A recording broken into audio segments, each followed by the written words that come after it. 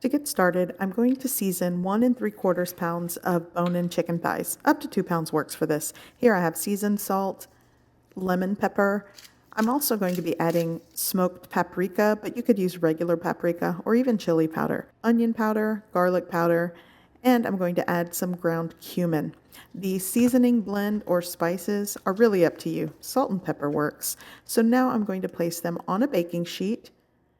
And you want to make sure your chicken thighs are completely thawed and the chill is taken off. Just set it on the counter for about 15-20 minutes. So into a preheated oven at 400 degrees Fahrenheit until it's cooked through.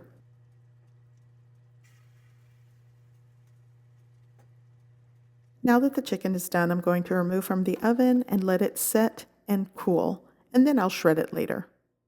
Okay, so in addition to the chicken, I'm going to add fresh vegetables to the filling. Here I have 2 Roma tomatoes, 4 scallions. I'm just going to saute the whites and add the green later, and 1 jalapeno. Now to keep this spicy, you can keep the seeds in, but I'm going to remove the seeds and chop everything. So here in a preheated pan with 1 tablespoon of cooking oil, I'm going to add all of my chopped ingredients.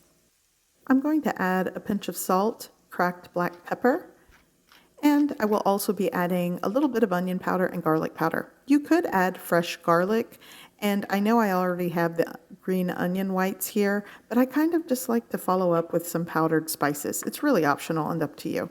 So I'm just going to saute this, and really sauteing the vegetables is to get rid of any extra moisture. And here it is. I've cooked it and sauteed it for about 5 minutes. So now I'm going to shut off the heat, and I'm going to let it set and cool.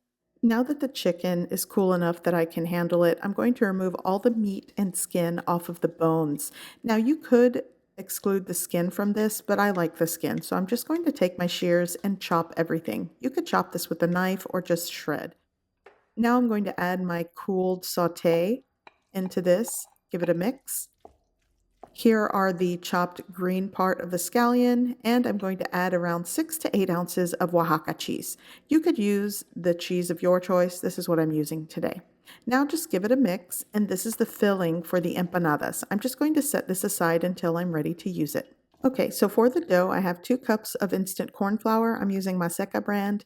I'm adding a half teaspoon of salt, give it a mix. And little by little, I'm going to add hot water. You could use warm to hot water. Here, I'm kind of working with hot water.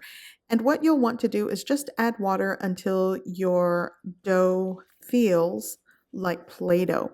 If you add too much water all at once, it might end up oversaturated and too watery. So you want to add it little by little. I ultimately add almost equal parts of water to the instant corn flour, but the ratios do vary because I didn't weigh it today. I just kind of scooped it out. So I'm going to divide my dough into 16 dough balls.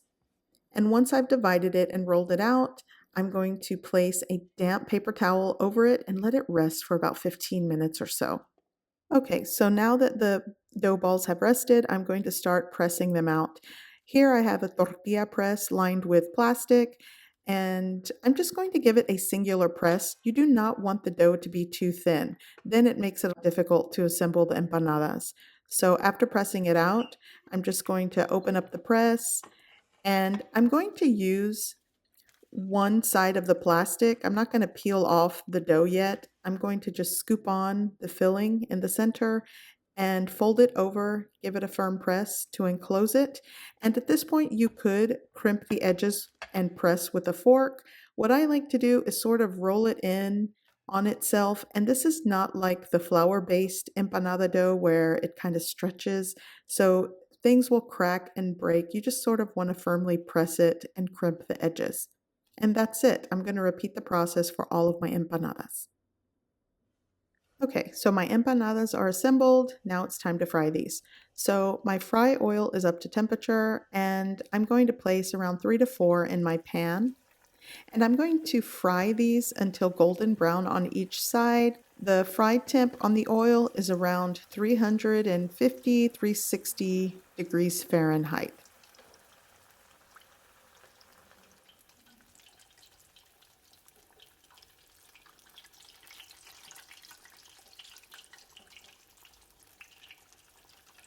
Once the empanadas are done, I place them over a rack, so any oil can run off. And I'm just going to continue cooking them and let them set. And now I'm going to show you how I make Mexican style green rice. So here I've turned on my burner and I'm going to char the exterior of one poblano pepper.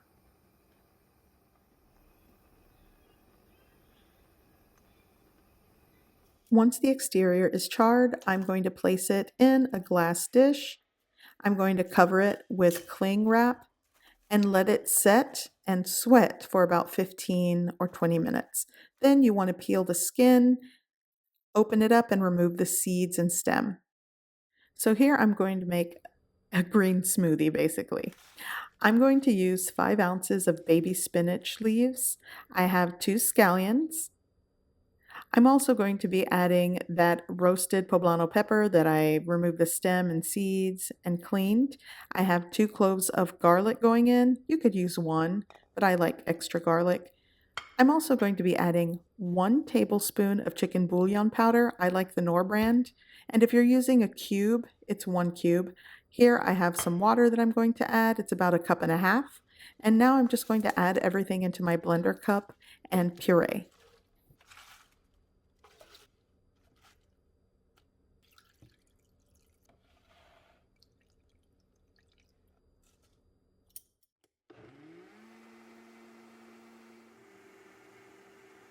In a preheated pan or pot, I've added 2 tablespoons of cooking oil, and now I'm adding 1 cup of long grain rice that I've washed. It's sort of set out for a long time, so it kind of dried, but now I'm going to toast it over a medium-low heat until it starts to toast and get golden brown like this.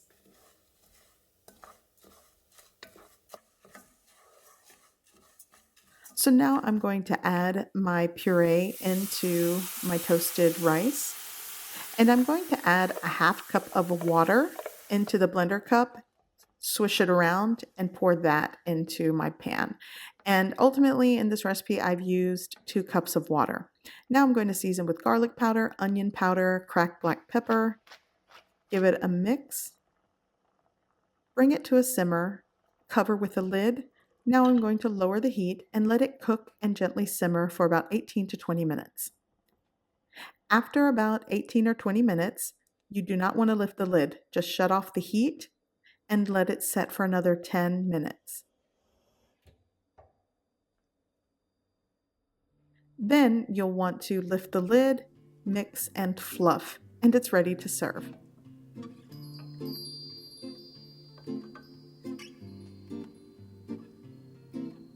Now dinner is ready. So you can top the empanadas however you like. You can serve a dipping sauce on the side, but I'm just going to add Mexican sour cream, some cotija cheese on top. I also like to add some pickled jalapeno or pickled carrots on the side, and dinner is served. And it's so good. I hope you give this recipe a try. I hope you like it, and thanks for watching.